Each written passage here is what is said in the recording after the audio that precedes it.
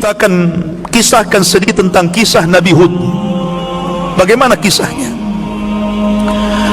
Hud kalau dilihat daripada nasab kepada Nuh, dia adalah cucu Nuh yang keempat. Jadi Nuh punya anak, anaknya punya anak, anaknya punya anak lah. Hud ini yang keempat dari keturunan Nuh alaihi salatu wassalam. Artinya dia generasi keempat dari Nuh.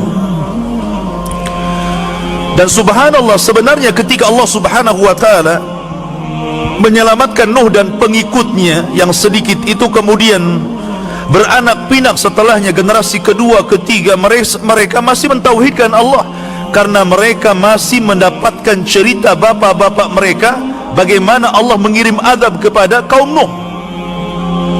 Tapi syaitan ini sekali lagi cerdas, ikhwan. Dia menggoda Bani Adam itu khutuat, selangkah demi selangkah.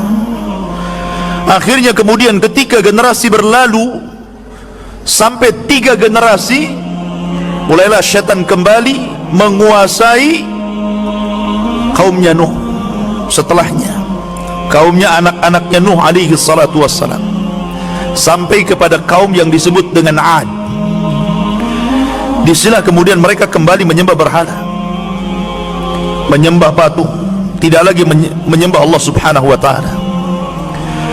Maka dari sini Allah subhanahu wa ta'ala menjelaskan di dalam Al-Quranul Karim, seperti disebutkan dalam surah Asy-Syu'ara ayat yang ke 123 dan 127. Dari 123 sampai 127, Allah subhanahu wa ta'ala berfirman, kadzabat adun al-mursalin, telah mendustakan kaum Ad terhadap para rasul. Coba perhatikan nas Al-Quran di sini. Rasul yang diutus kepada kaum Ad itu cuma satu, Hud namanya. Tapi bahasa Al-Quran menggunakan kalimat jama', telah mendustakan kaum Ad para rasul. Pada rasulnya cuma satu. Kenapa jadi para rasul di sini? Kan tidak banyak rasul yang dikirim kepada kaum Ad, hanya satu saja, kaum Hud. Bahasa Al-Quran ketika mengatakan bahwa kaum Ad telah mendustakan para rasul, karena siapapun di antara manusia yang mendustakan satu utusan Allah, berarti dia telah mendustakan seluruh utusan Allah. Sama dengan bahasa, siapa yang mendustakan satu ayat dalam Al-Quran, berarti sama dengan mendustakan seluruh Al-Quran. Itulah bahasa Quran seperti itu.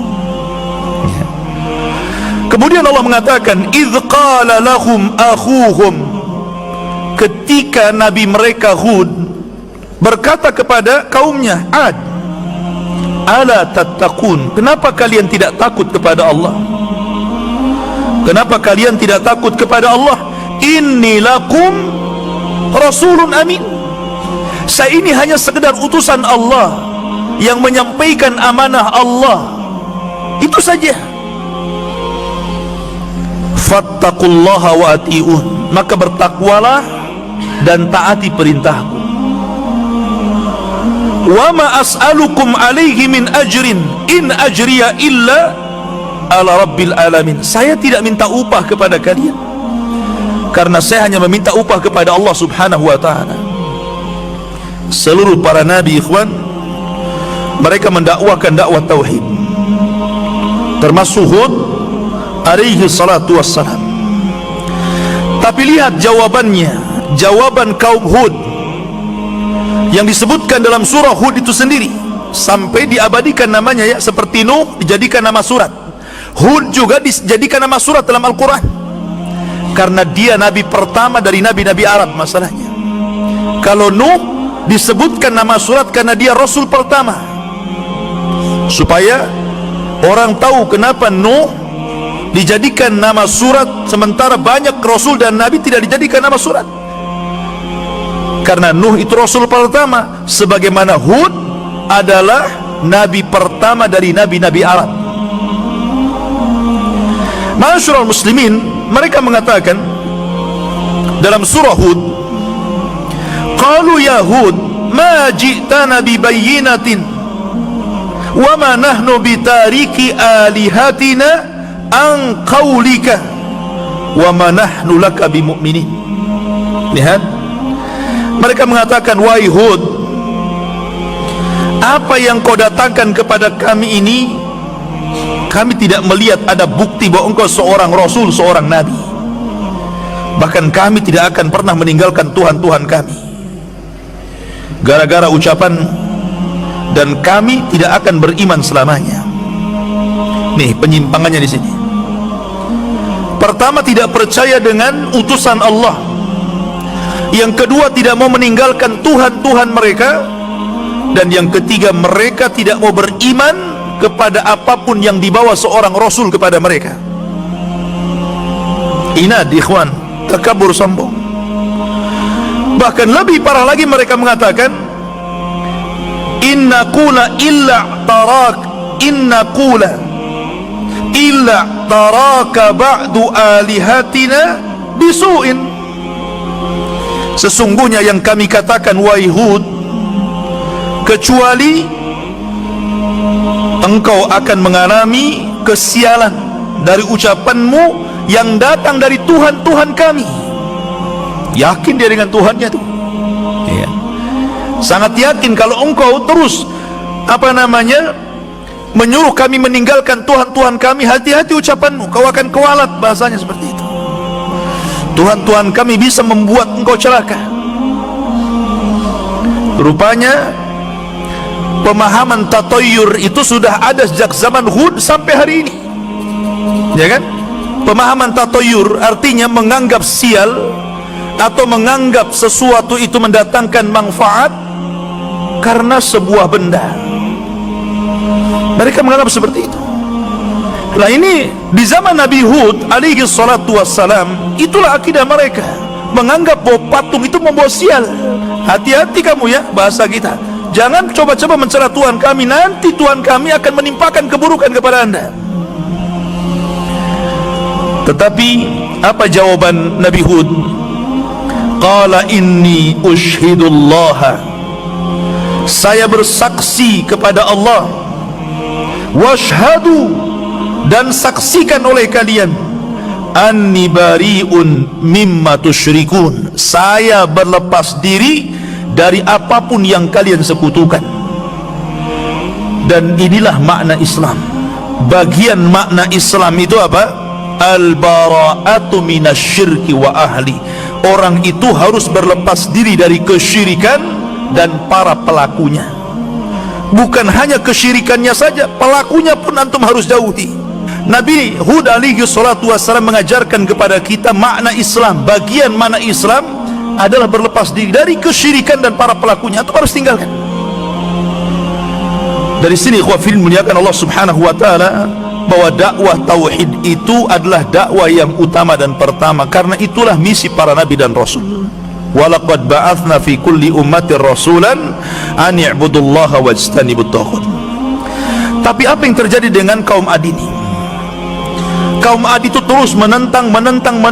Akhirnya waktu apa yang Hud alaihi salatu wassalam katakan kepada mereka, bahwa kalau mereka tidak beriman, maka tunggu adab Allah akan sampai kepada kalian. Tapi mereka tidak percaya. Dari situlah kemudian Allah subhanahu wa ta'ala memukodimahi, memulai adabnya dengan apa? Dengan cara paceklik 3 tahun. Sementara kaum Ad itu penghasilan mereka dari pertanian.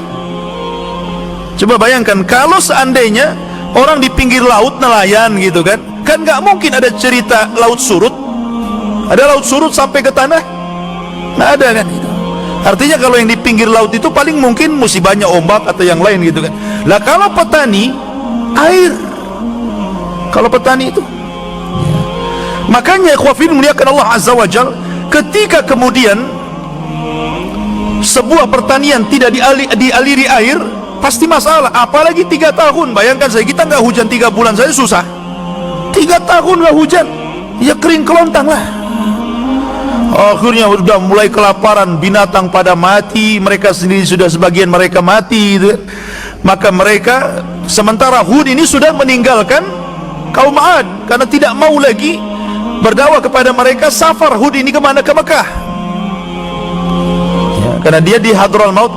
Ad itu antara Hadral Maut dan Oman.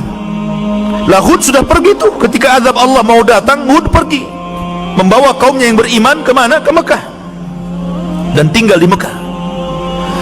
Lah setelah 3 tahun paceklik, mereka akhirnya kelaparan. Maka 7 orang yang dianggap paling baik dari kaumnya ini berusaha untuk datang ke Mekah, karena di Mekah itu bagi mereka ada berhala-berhala yang sangat mulia, lebih mulia dibandingkan berhala yang mereka sembah di Yaman. Jadi ada kelasnya juga berhala itu. Ada kelas 1, kelas 2 gitu kan. Berangkat mereka sampai di Mekah, kemudian mereka meminta kepada patung-patung yang ada di sana supaya dihilangkan, jadi supaya dihilangkan musibah yang ditimpakan kepada mereka. Ketika mereka meminta kepada berhala-berhala mereka, disinilah ada suara dari langit, seolah-olah suara itu mengijabah doa mereka. Suara itu mengatakan, apa yang kalian kehendaki? Maka mereka mengatakan, kami ingin hujan. Kemudian ditawarkan, baik, kami akan kirim awan yang berbagai macam warna. Ada warna putih, ada warna hitam, ada warna kuning, ada warna merah. Mau yang mana kalian?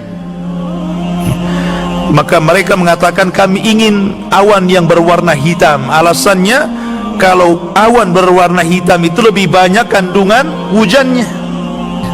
Akhirnya kemudian dikirimlah, ya sudah, kalian pergi ke Yaman, nanti awan ini akan kukirim kepada kalian. Oh, senang mereka, senang. Sampai di Yaman, di Ad, mereka kemudian memberitahu bahwa berhala-berhalanya akan mengabulkan permintaan mereka. Datanglah awan, jalan tuh, semua orang keluar. Coba kan, semua orang keluar. Mereka tidak tahu bahwa awan hitam itu dikirim oleh Allah untuk mengadab mereka. Mereka sangka awan itu untuk membawa berkah. Keluar semuanya. Tapi ada seorang wanita tua yang paham, ini gelagatnya beda ini. Ini bukan hujan namanya. Akhirnya Allah Subhanahu wa ta'ala betul-betul kirimkan azabnya. Rupanya awan itu membawa angin, angin yang sangat dahsyat sekali, dan pekikan yang luar biasa. Sampai-sampai Allah mengatakan sarsar. Sarsar itu angin, di dalamnya ada pekikan yang bisa memutuskan gendang telinga manusia. Jadi dikirim angin yang sangat dingin sekali masuk ke dalam badan, kemudian telinganya hancur. Itu permulaan tuh. Kemudian setelah itu mereka diangkat oleh angin ke langit, nggak turun-turun. Sab'a layalin wa thamaniyata ayyam. Berapa hari di langit itu? Sab'a layal, 7 hari ngapung di langit. Dan 8 hari, 7 malam, 8 hari diputar-putar sama angin di langit. Bayangkan tuh, diangkat, tidak ada satu jiwa pun, anak-anak, orang tua, laki-laki, ngapung semua ke atas. Kemudian setelah 7 malam 8 hari, maka Allah Subhanahu wa ta'ala kemudian timpakan ke bumi seperti tunggul-tunggul kurma dalam bahasa Quran. A'jazi nakhlin khawiyah, seperti tunggul kurma. Antum kalau pohon kelapa itu ya dijatuhkan dan jatuhnya lurus, nancap di bumi itu. Ini kepala di bawah, kaki di atas, kemudian dilesatkan dari langit dan nancap ke kepalanya di situ, jadi paku. Lihat dulu ini adabnya kaum Ad ini, dan tidak disisakan satu jiwa pun. Hud, ya kan? Maka Hud kemudian selamat dari adab, kemudian diselamatkan kaumnya, dan begitulah Allah Subhanahu wa ta'ala mengakhiri akibat orang-orang yang kufur dan akibat orang-orang yang beriman.